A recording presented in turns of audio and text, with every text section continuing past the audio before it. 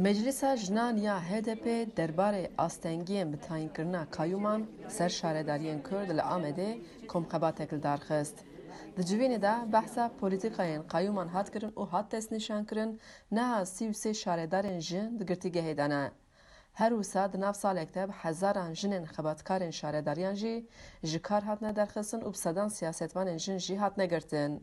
Meclisa Jinan a HDP demek ye ku dest bi kampanyek kirek bi navê êdî wiha nameşe. Armanca wan jî li dijî polîtîkayên bêdengkirina jinan e. Parlamentodaki kadın Parlamentera berê a HDP a Sêrtê Besme Konca axaftina xêrhatinê avê komxebatê kir. Hêjayê gotine ku di mehberê parlamenteriya Konca jî hat betalkirin piştî girtina bi sê caran bi tawana piştevaniya terorê. Konca di axaftina xwe de anî ziman ku bi dehan şaredar bi sedan jinên siyasetvan di girtîgehê de ne, lê xebatên tevgera jinan di hemî qadên jiyanê de didomin. Wê got, jin hemî neheqî û zordestiyan re dibêjin êdî wiha nameşe. Besme Konca ji bo temeşevanên dengê Amerîkayê got, êrîşa herî mezin li ser sîstema hevsorekatiyê hatiye kirin. ku di siyaseta da ciddi girin me bir yerde em çalıştay dikin. Demek derece me kampanyek dest bekiriye meclise jine HDP.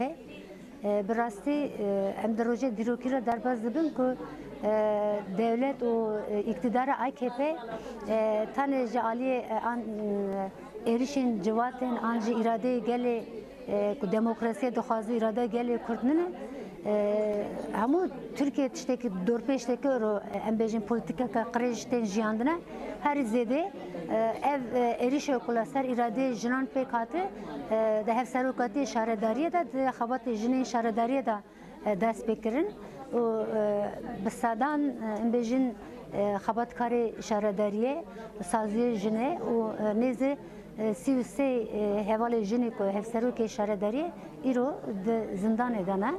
Hevşaredar berê a Kumçatiya Şirnexê Özlem Kutlu jî dibêje polîtîkayên AKP dixwaze jinan têxe qefesê û wiha dewam kir.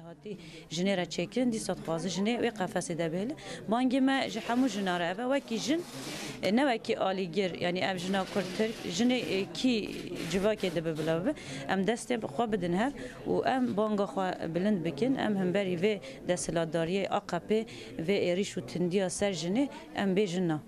Hevşaredara berê a Qelebanê Uluderê a Şirnexê Zeynep Ürenjiyê di derbarê tekoşîna jinên Kurdan de wiha axivî. Em şûn de jî gavê navêjin û ev zilmê hêviyên me mezin e ev zilmê dê bin bikeve azadiya gelê Kurd, îrada gelê Kurd, îrada jinê dê ser bikeve spas. Xecican Farqîn, Dengê Amerîka, Amed.